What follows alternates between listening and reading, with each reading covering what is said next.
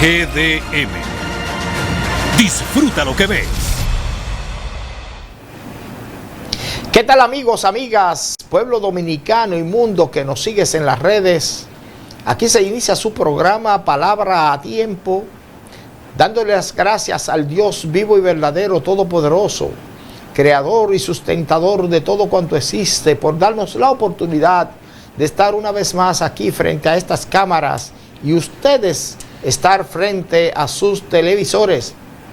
Recordándoles que Palabra a Tiempo nace de Proverbios capítulo 15, versículo 23, que dice: la palabra a su tiempo, cuán buena es. Por eso, cada día nos esforzamos por llevarles a ustedes palabras a tiempo, palabra de bien, palabra que construyen, palabra que edifican, palabra a tiempo. Hoy nuestra compañera de cabina, la doctora Cecilia Marte, y quien les habla, el ingeniero Jesús Ogando, estaremos conversando con ustedes sobre un tema de salud súper interesante al cual todos debemos prestar atención, porque se trata del cuidado de nuestros riñones, se trata de las afecciones renales. Así es que presten atención, porque muy posiblemente de los conceptos que todos aprendamos en esta ocasión se derive la protección de nuestra salud y por ende de nuestras vidas. Si es que, doctora, bienvenida una vez más a Palabra a Tiempo. Bien, ingeniero. Elegí este tema en la noche de hoy porque en el día a día, mirando que nosotros, según vamos avanzando en tecnología y avanzando en tiempo, en vez de nosotros ir mejorando, como que vamos como el cangrejo, disminuyendo un poquito. Y mirando yo que en los años atrás no teníamos tantos jóvenes, tantas personas con problemas renales, y me llamó la atención, y por eso el tema de hoy es patologías renales. Primero vamos a introducir un poco sobre lo que es el riñón. El riñón es uno de los órganos que, como consideramos los médicos, órganos vitales, órganos que sin ellos prácticamente la vida se le hace más corta al ser humano, y es un poquito difícil cuando tú tienes que decirle a un paciente que tiene que someterse a una máquina de diálisis. Por eso yo traigo este programa hoy, para que vamos a prevenir. Esto es medicina preventiva. No hay mejor cura para los problemas que evitar que esto llegue. Entonces, por eso hoy vamos a hablar de cómo nosotros podemos evitar dichas patologías y cómo podemos cuidarnos para no llegar a conectarnos a una máquina de diálisis. Doctora, cuando hablamos de patologías renales, obviamente, ya usted lo dijo, se trata de las enfermedades que afectan a los riñones. Pero háblenos sobre este sistema, el sistema del cual los riñones forman parte en nuestro organismo, y cuál es la función de los riñones para que nuestro organismo funcione adecuadamente. Bien, los riñones son dos órganos blandos que están localizados en el hipocondrio derecho e izquierdo, y estos son los encargados del filtrado de nuestra sangre, o sea, de sacar el desecho del cuerpo. ¿Qué son los desechos? Por ejemplo, los riñones se encargan de filtrar. Nosotros que tenemos 5 litros de sangre, y algunos tienen 5.5 litros de sangre, lo masculino, esos 5 litros de sangre se filtran cantidades de veces por estos riñones, y estos se encargan de sacar el desecho. O sea, nosotros cuando ingerimos alimentos, medicamentos y ciertos compuestos que también producimos nosotros mismos, deben de desecharse. Entonces los riñones se encargan de desechar esto. Entonces, aparte de el desecho de los metabolitos, o sea, de los tóxicos del cuerpo, también se encargan del equilibrio hidroelectrolítico. ¿Y qué es el equilibrio hidroelectrolítico? Es el que mantiene la cantidad de líquido adecuada en nuestro cuerpo. También evita que nosotros acumulemos más cantidad de plasma, como nosotros, o sea, el plasma y los elementos formes de la sangre, el riñón se mantiene, o sea, debe mantener un equilibrio, que no haga ni demasiado de uno, sobre todo el plasma, porque es lo que más el riñón va a eliminar agua a través de la orina. También las ureas y las creatininas, que son desechos tóxicos que nos afectan a nosotros, entonces el riñón se encarga de eliminarlo. Quiere decir, doctora, para yo decirlo quizás en términos, vamos a decirlo, no científico como usted lo expresa, sino en términos ya más popular. La sangre lo que hace es pasar por todo el cuerpo, a través de las venas, y recoger todo lo sucio que hay por ahí, todas las bacterias, todos los tóxicos que hay en el cuerpo, y entonces se pasa por el riñón, por los riñones, que es el filtro, y todo eso malo se desecha por las orinas. Exactamente. El riñón es el encargado de filtrar nuestra sangre, y esta pasa cantidades de veces por el riñón, y ahí, o sea, el producto final es lo que nosotros conocimos como orina.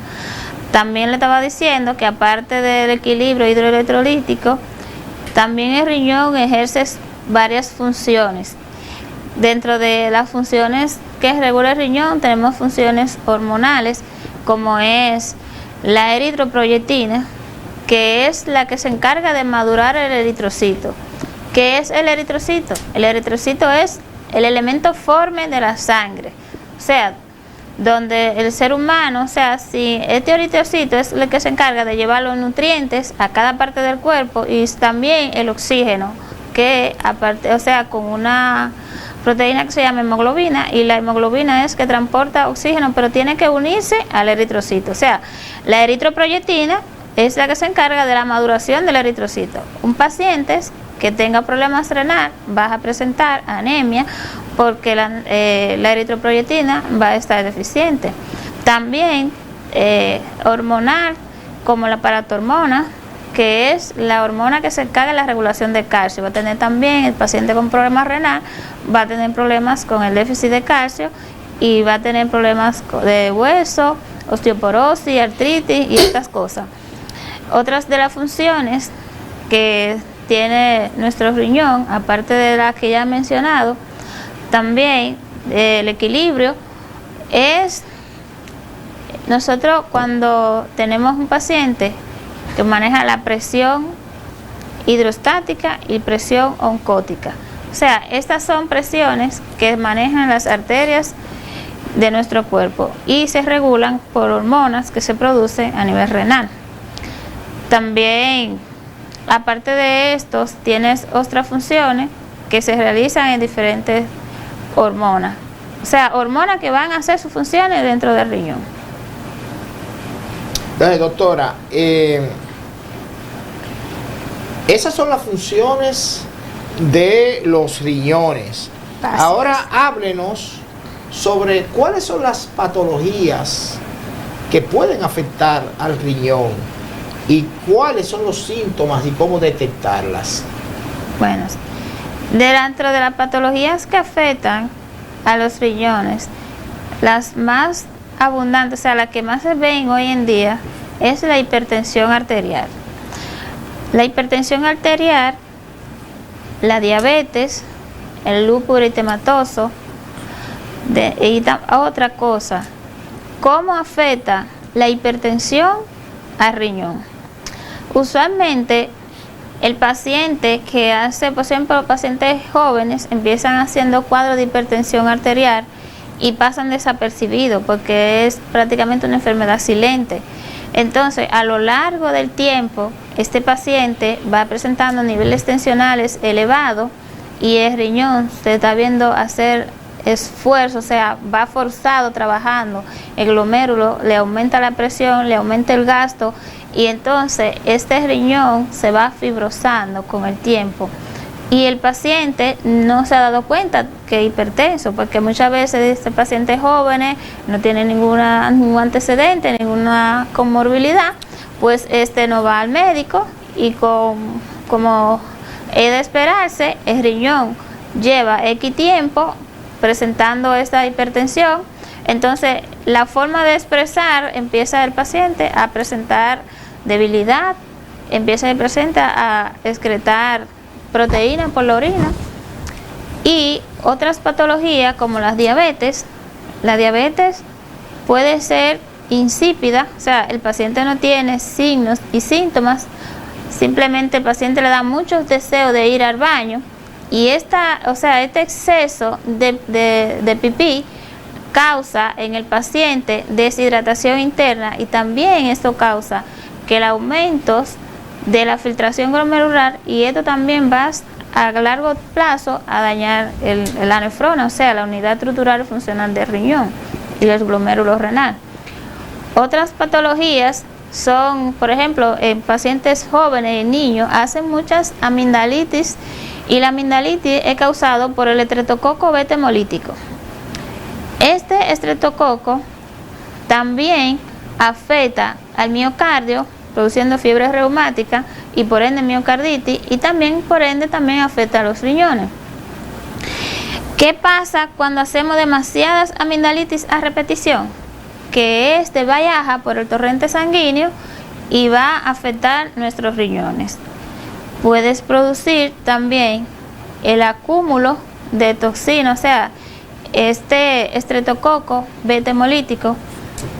Nosotros tenemos esta fiebre constante, este aumento de la temperatura, aumento, o sea, de esta proteína que se aumenta en sangre, y también esto puede llevar a que el paciente con una constante afección pueda caer también en lo que es problemas de la nefrona, o sea, dañándote la nefrona, dañando el glomérulo, que son las unidades estructurales y funcionales del riñón. Si estas estructuras son afectadas a largo plazo, tenemos que con el tiempo vamos a caer en la máquina de diálisis. Por eso los niños, cuando hacen amigdalitis a repeticiones, hay que llevarlo a su médico. Hay muchas madres que se quedan en casa dándole acetaminofén y medicando a los niños. No, deben de llevarlo a su médico para que el médico lo medique adecuadamente. Entonces, doctora, ¿cuáles son los síntomas que nosotros podemos tener para detectar a tiempo una afección de los riñones, una de estas patologías renales? Bueno, en realidad por esto ha aumentado tanto la gran cantidad de pacientes con problemas renales, porque tienen muy pocos signos y síntomas. El paciente puede pasar años padeciendo de ciertas condiciones de salud, y a menos que el paciente se haga un examen de orina, que es por excelencia, con un simple examen de orina, que es lo más costoso, o sea, lo más económico para diagnosticar un problema renal, con eso usted puede darse cuenta que su riñón no anda bien. ¿Por qué? En el examen de orina veamos nitritos alterados, veamos proteinurias alteradas, veamos glucosa en sangre. La glucosa es una proteína muy grande, y cuando esta pasa por el glomérulo renal, esta desgarra el glomérulo, y cada vez pasa por dónde? Glomérulo renal, donde hace el ultrafiltrado del plasma. Pues bien, cuando estas proteínas pasan por el glomérulo renal, esta lo que causa es un desgarre prácticamente del glomérulo, y cuando aparece proteína en orina es una señal de que hay afección a nivel renal. Cuando aparecen los nitritos también, y estos con un simple examen de orina nosotros nos damos cuenta. También podemos medir la función renal con los desechos a nivel de la sangre, que son urea y creatininas. Si estos están elevados, pues con un simple hemograma nosotros nos podemos dar cuenta, y con una química, si el paciente, la química de la urea y la creatinina se le indican prácticamente no de rutina, como se le indica el examen de orina al paciente, pero cada paciente debe, por lo menos un paciente sano, que no tenga ninguna comorbilidad, debe de hacerse un chequeo por lo menos una vez al año, porque no todos estamos exentos, pero de durar años y años sin ningún problema, o sea, y todo lo que se diagnostica temprano, pues tiene tratamiento y tiene cura. Doctora, yo le voy a hacer una pregunta, pero esa usted me la va a responder, si Dios lo permite, cuando regresemos de la pausa, y es, ¿qué son los cálculos renales? Pero eso cuando regresemos de la pausa. Mientras tanto, usted no se mueva de frente a su televisor, porque en breve retornamos con su programa Palabra a Tiempo.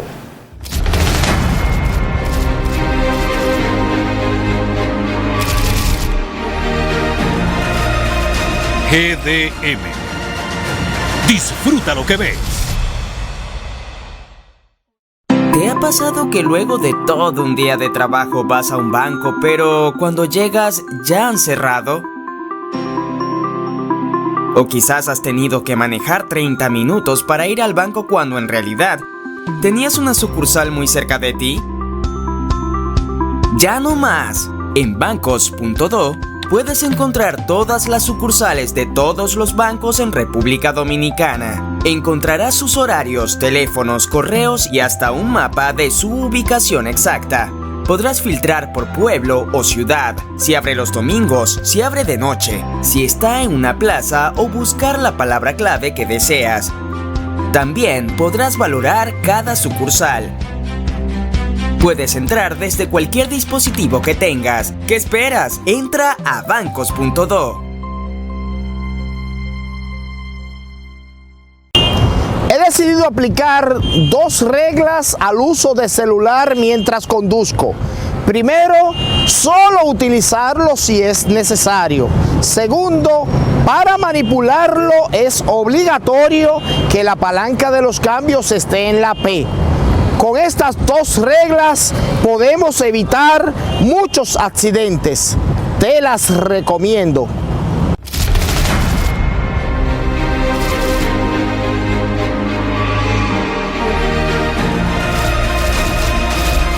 Una programación pensando en ti. GDM. Disfruta lo que ves. Seguimos en su programa Palabra a Tiempo, hoy conversando con la doctora Cecilia Marte sobre lo que son las afecciones renales, las patologías renales, o sea, las enfermedades de los riñones. Cuando nos fuimos a la pausa dejamos sobre la mesa una pregunta y es, doctora, ¿qué son los cálculos renales y qué los producen? Bien, los cálculos renales son pequeños cúmulos, son pequeñas piedras que se forman, pero ¿de qué se forman? La mayoría de ellos se forman de oxalato de calcio, o sea, el calcio es un mineral que nosotros tenemos en nuestro cuerpo y también los alimentos que ingerimos contienen calcio.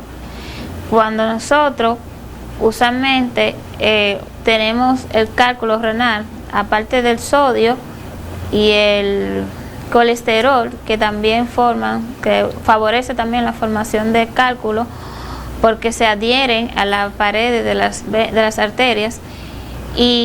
Pero nosotros tenemos un mito.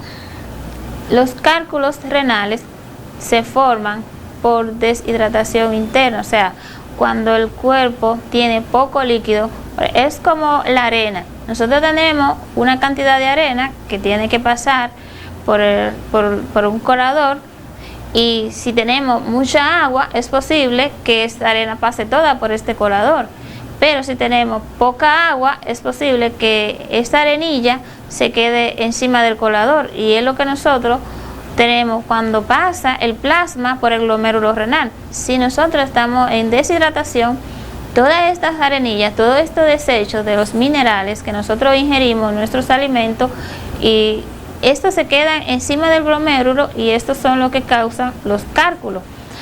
Los materiales, o sea, lo que pueden ocasionar el cálculo son el calcio, como les iba diciendo, el oxalato de calcio, las sales del colesterol y el sodio.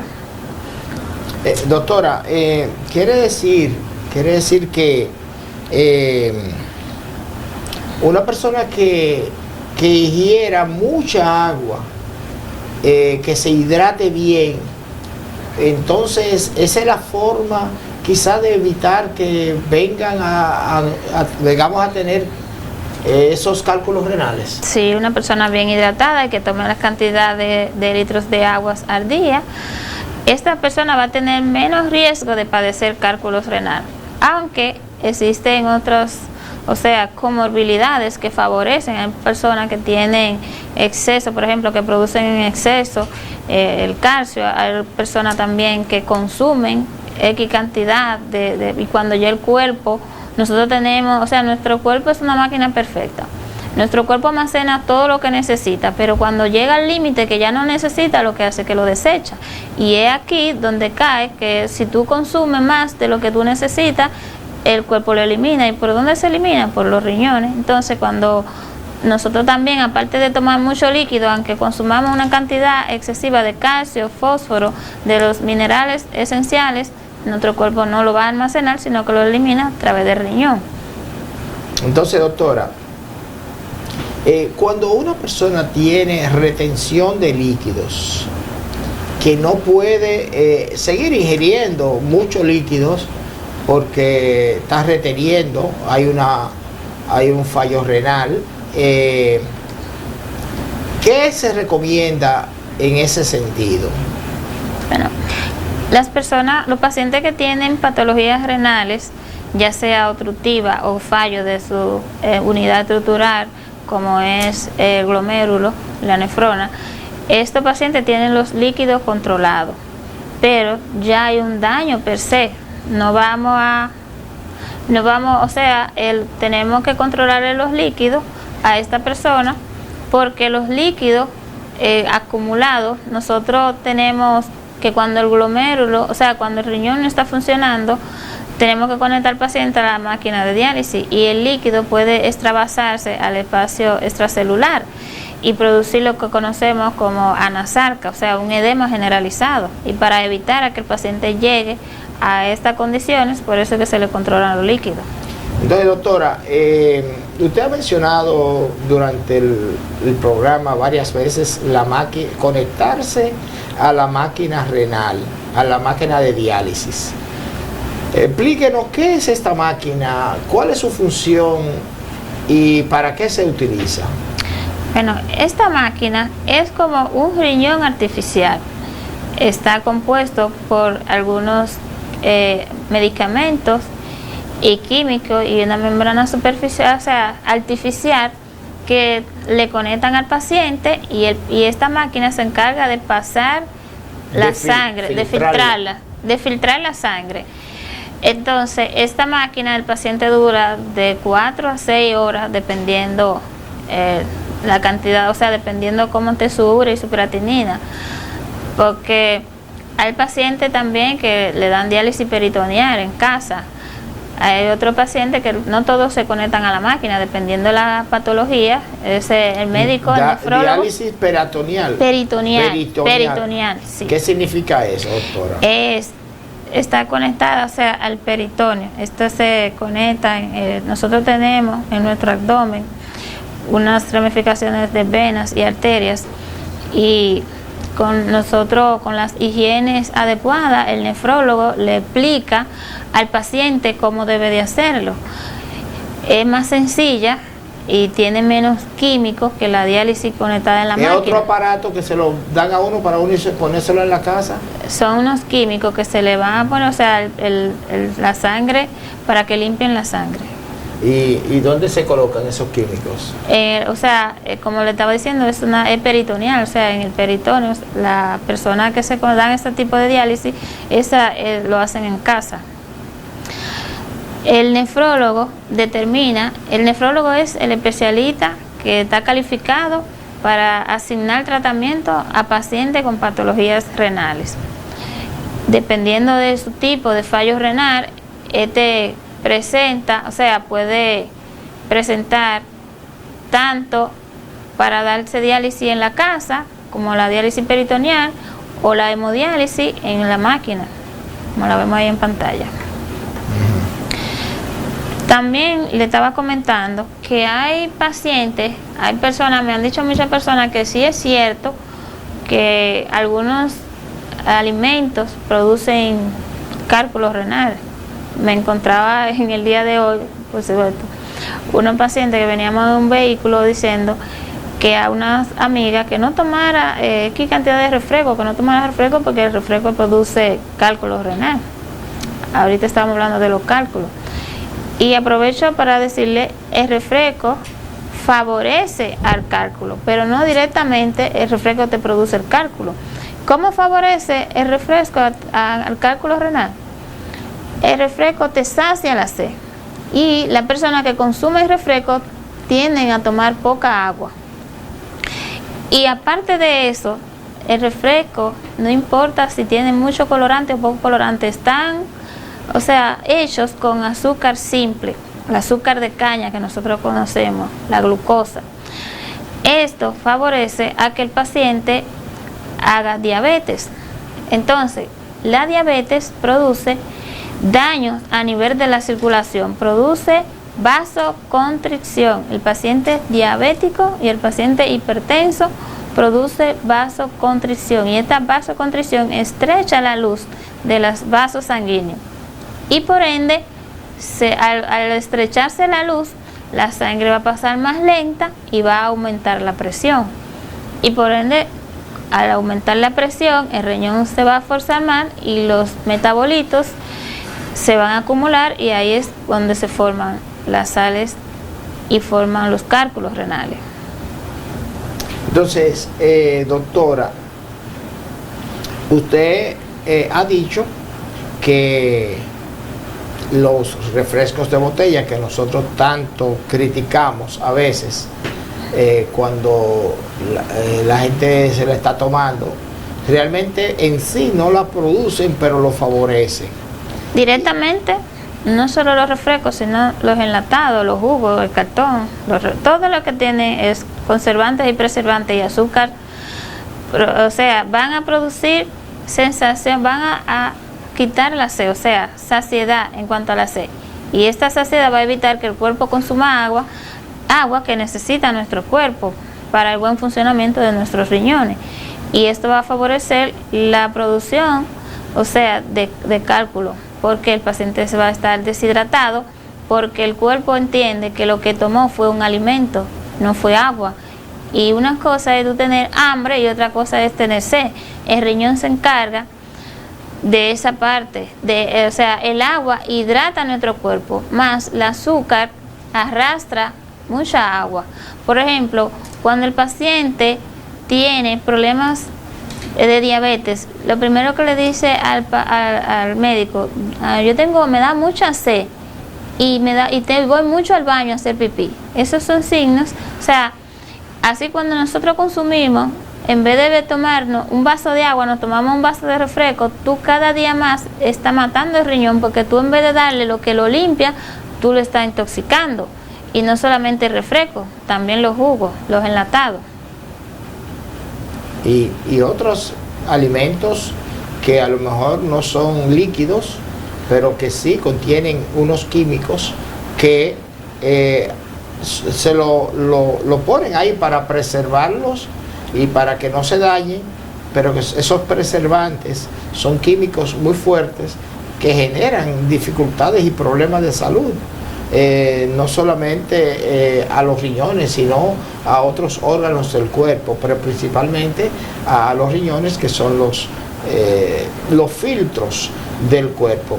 Doctora, yo he escuchado que cuando una persona la comienzan a dializar, he oído gente que dice, ya está a punto de fallecer, porque el que comienza a dializar ya es porque ya está camino a morirse. Explíquenos, ¿eso es cierto o ¿Cómo se maneja esa situación? Bueno, cada individuo, cada ser humano tiene un organismo que reacciona a ciertos químicos independientemente. Por ejemplo, yo puedo durar 10 años, 15 años conectado a una máquina de hemodiálisis, pero hay pacientes que lo conectan el primer día y no la toleran. Eso pasa, por ejemplo, no depende de si el paciente es joven, si el paciente es anciano, no depende de la edad, solamente depende de su organismo y de la tolerancia que tenga no es a la máquina de hemodiálisis, es a lo químico que tiene que introducir en el cuerpo para poder limpiarle la sangre. Por ejemplo, hay pacientes que te pueden durar 10 años dializándose. Y tú puedes pasar que tú tengas un paciente joven y lo conectes a la máquina por primera vez y no la tolere. Doctora, eso va a depender del paciente. Yo tengo 2 amigos que creo que ambos tienen más de 10 años dializándose. Incluso tengo una persona familiar nuestra que duró muchos años dializándose. Pero la verdad es que la experiencia parece que la gran mayoría de los que se dializan no duran mucho tiempo. ¿Es así o yo tengo una falsa percepción? Bueno, el promedio de vida de 10 a 15 años del paciente de hemodiálisis. Si en ese periodo este paciente no consigue un riñón, cada vez más, se le va acortando, porque este paciente cae en hemodiálisis, su cuerpo empieza a dañar otros órganos. Por ejemplo, el paciente que se tiene que dializar empieza a presentar anemia severa. Este paciente hay que estarle trasplantando pinta de sangre cada cierto tiempo, muchas veces hasta 2 veces en el mes o 3 veces en el mes. Por cada vez que se conecta a una máquina de hemodiálisis, los químicos destruyen los eritrocitos.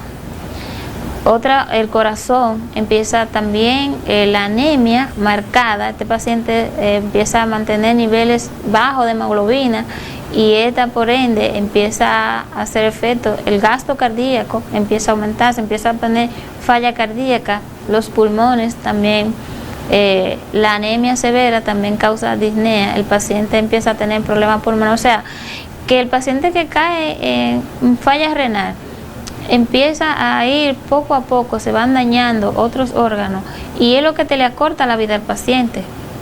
Pero si el paciente directamente se mantiene con su dieta, porque también otra cosa que no ayuda es que los pacientes con problemas renales tienen muchos alimentos restringidos y muchos no guardan su dieta. Y una cosa, la disciplina en esta patología es número 1 para la supervivencia del paciente. Doctora, háblenos un poco sobre la anemia. ¿Qué es la anemia? Y cómo está, qué es lo que es la anemia en el cuerpo y por qué es dañina. Bien, la anemia es niveles bajos del hematócrito y la hemoglobina. El hematócrito es el nivel óptimo que deben de tener de sangre. ¿Y cómo podemos saber que un paciente tiene anemia? Por ejemplo, el elemento forme, como yo mencionaba ahorita, el eritrocito, es el que se encarga de llevar oxígeno y nutrientes a la sangre.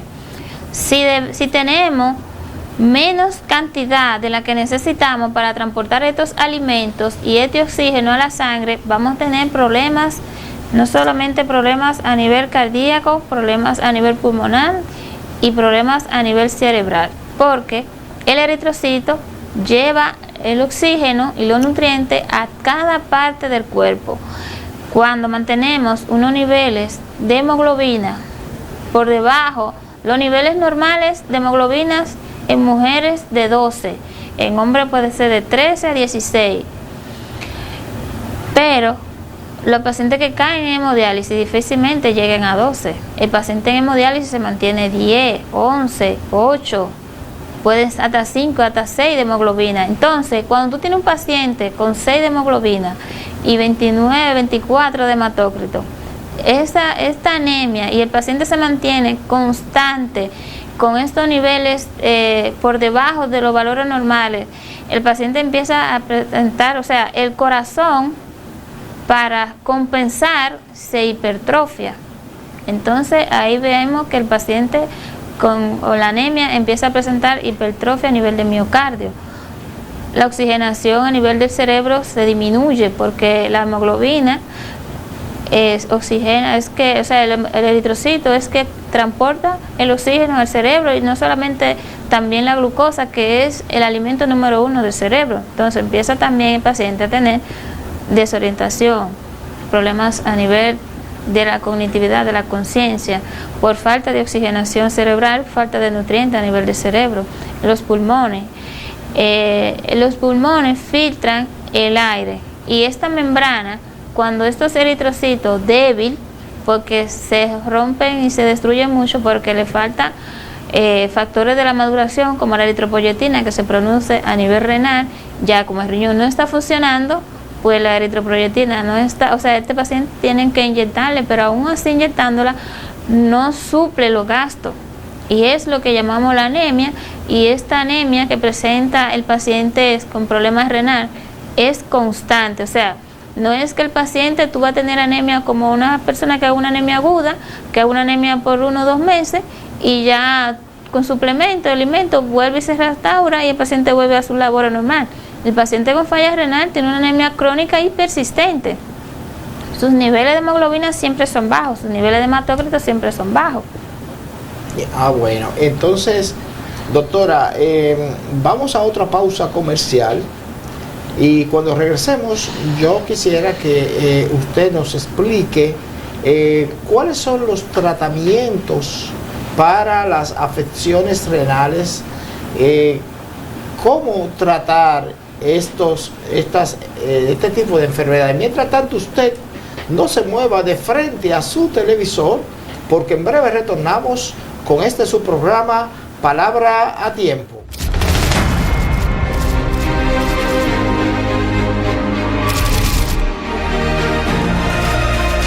GDM. Disfruta lo que ves.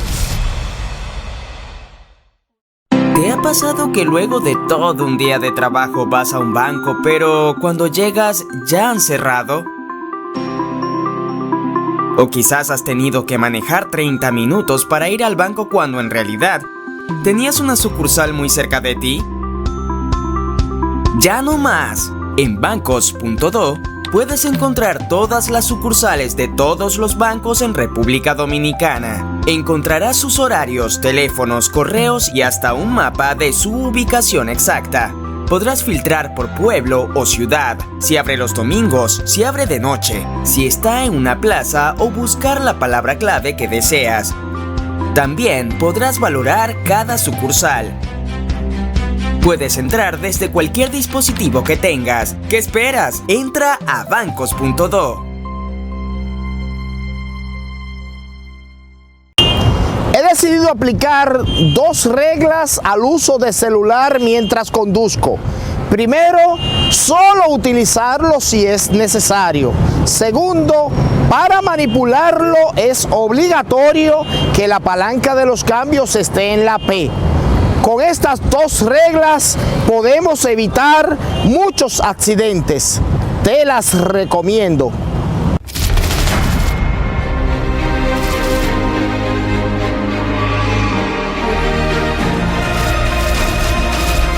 Una programación pensando en ti. GDM. Disfruta lo que ves.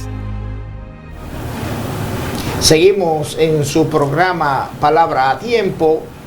Hoy quien les habla, el ingeniero Jesús Ogando, y mi compañera de cabina, la doctora Cecilia Marte. Estamos conversando con ustedes sobre las afecciones renales, sobre lo que son las diferentes patologías que pueden tener nuestros riñones.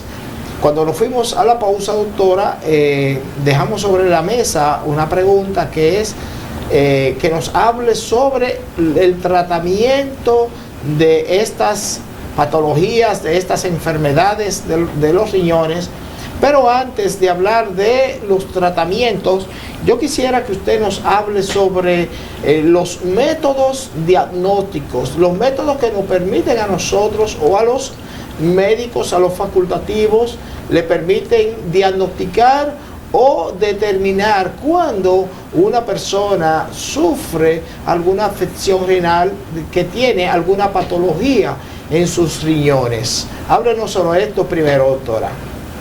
Bien, como le mencionaba ahorita, el medio diagnóstico más simple y por excelencia para detectar alguna afección renal es el examen de orina. Y en la química que nosotros indicamos, urea y creatinina.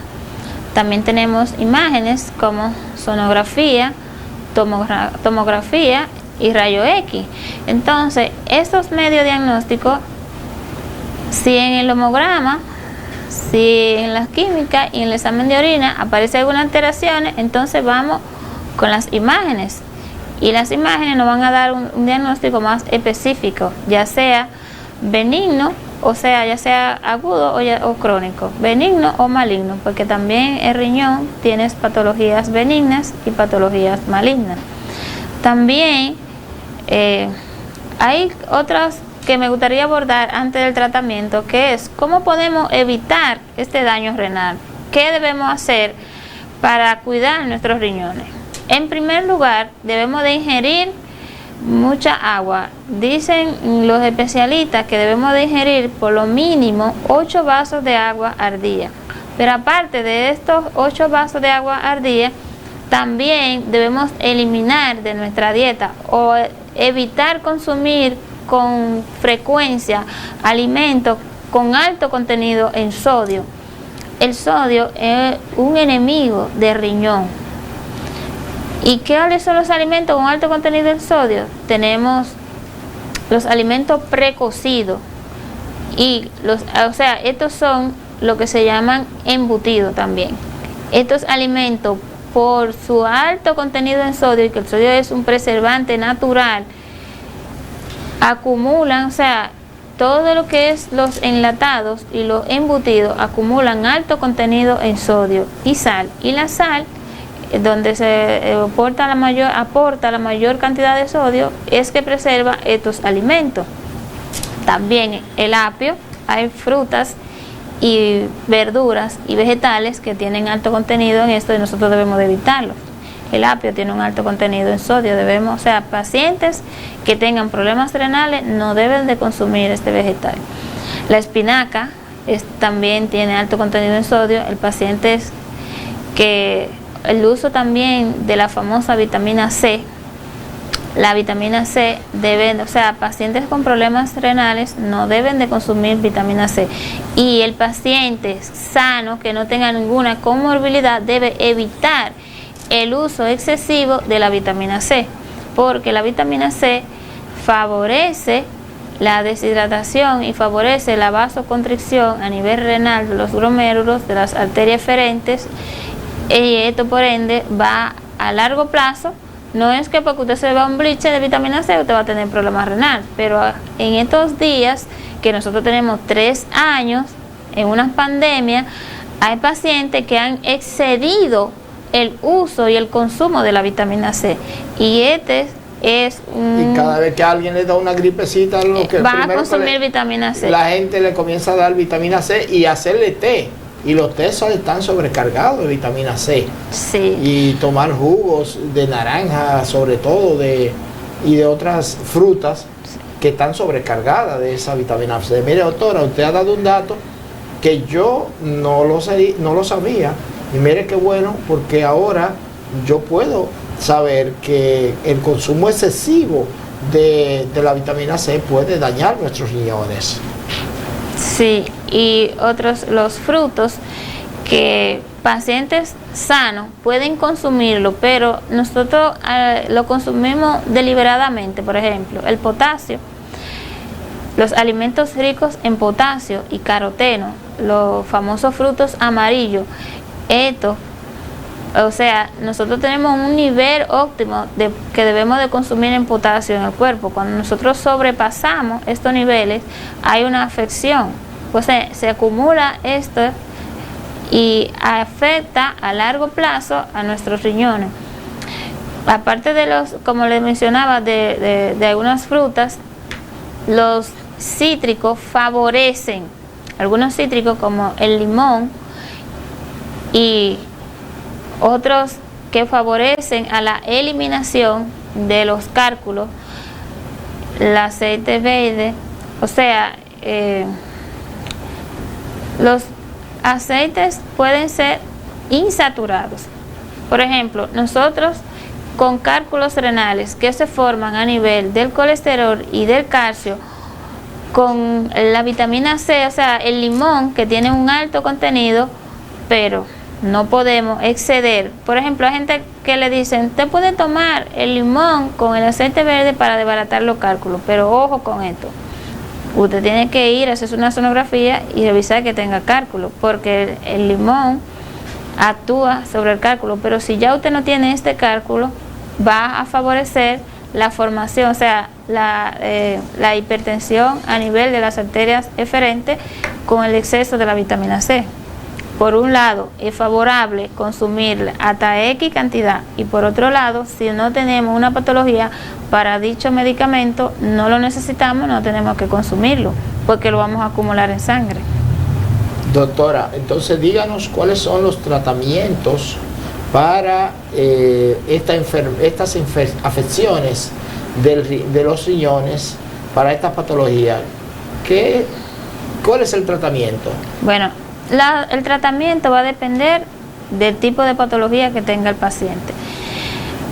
¿Cuál es el tipo de patología? Por ejemplo, el riñón, por ejemplo, un paciente con cálculos renales, el médico le puede poner dilatadores de los vasos para favorecer que estos cálculos salgan con más facilidad.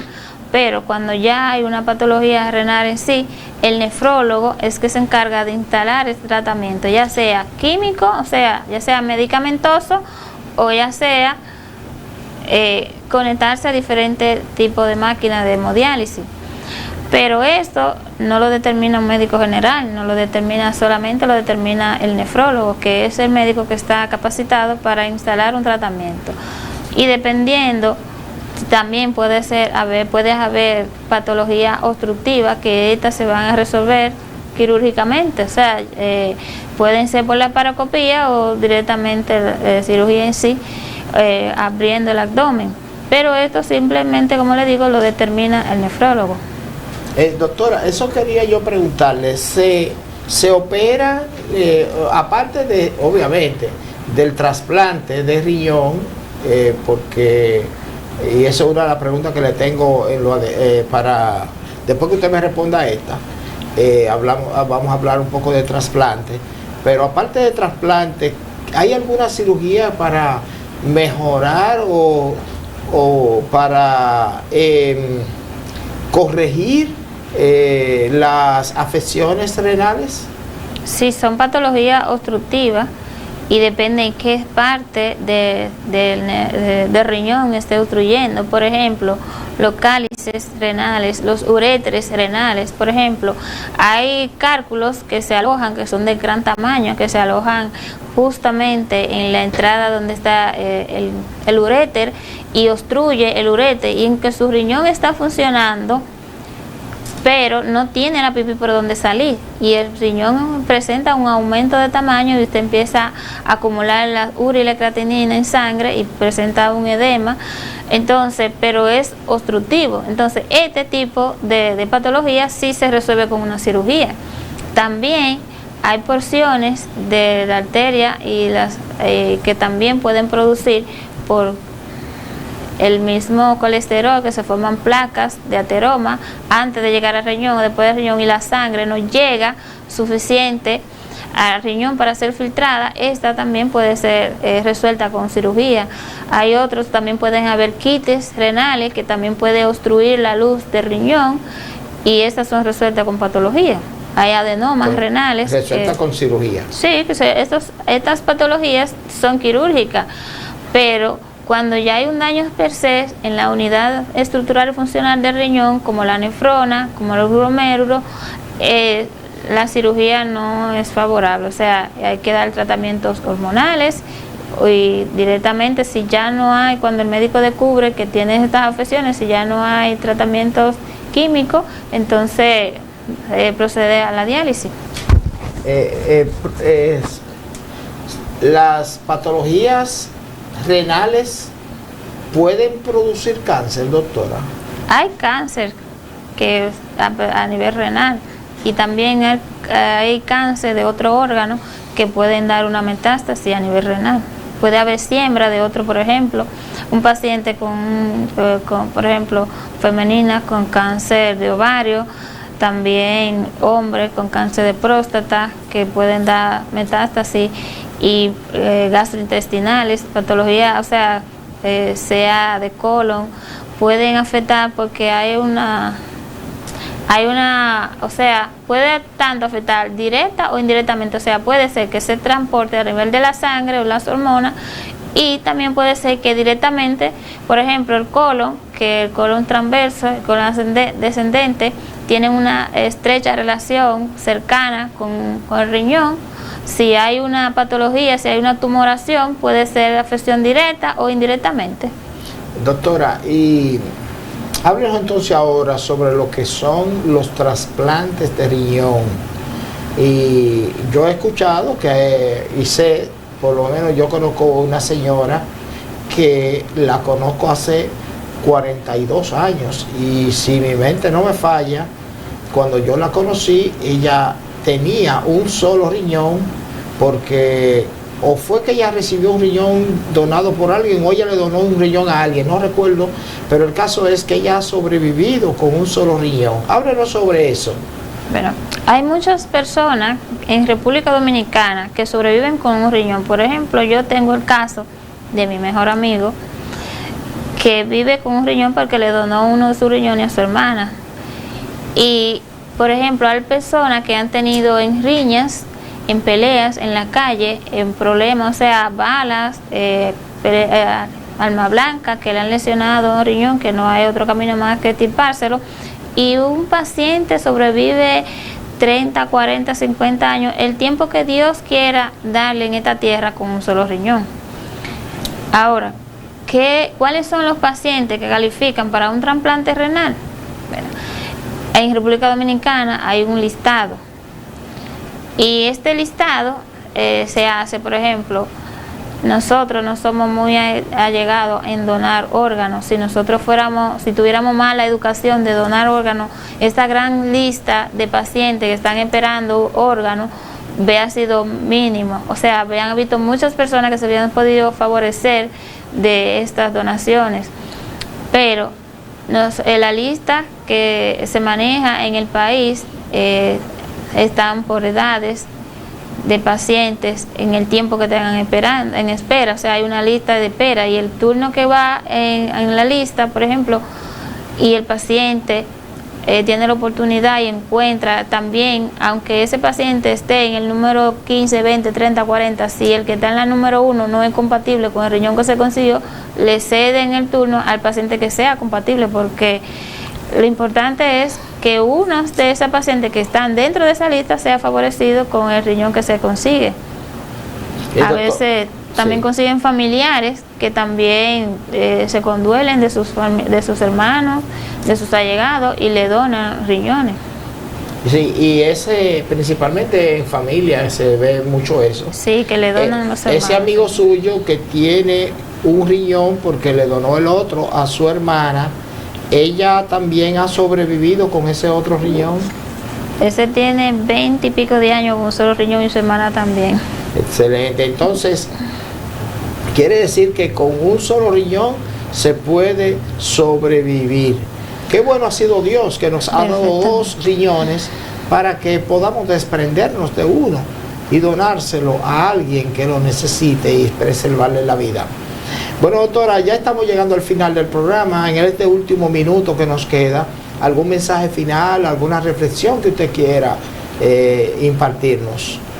Bien, pues tengo para decirle a los televidentes que esto es medicina preventiva, y que todas las enfermedades y patologías que se descubren a tiempos tienen cura. Que si nosotros como pacientes, debemos de tener cuidado con nuestro cuerpo. Lo que comemos, tú eres lo que comes. O sea, nosotros debemos de cuidar nuestro cuerpo con los alimentos, dietas y ejercicio para poder llevar una vida sana. Envejecer sano es lo mejor que le puede pasar al ser humano. Y cuando nosotros llegamos a cierta edad sin ninguna patología, sin ningún químico, o sea, químico digo que nosotros llegamos a cierta edad con una botica, con una farmacia en casa, que tenemos que tomar pastillas que para la presión, que para el azúcar, vamos a tratar de evitar ¿Y esto. la bebida alcohólica, doctora, el cigarrillo? Esos son asesinos silenciosos y que son altamente consumidos en la calle. Por ejemplo, tenemos, aparte del alcohol y el tabaco, tenemos ahora lo que son los cigarrillos electrónicos. Estos cigarrillos electrónicos y la juca.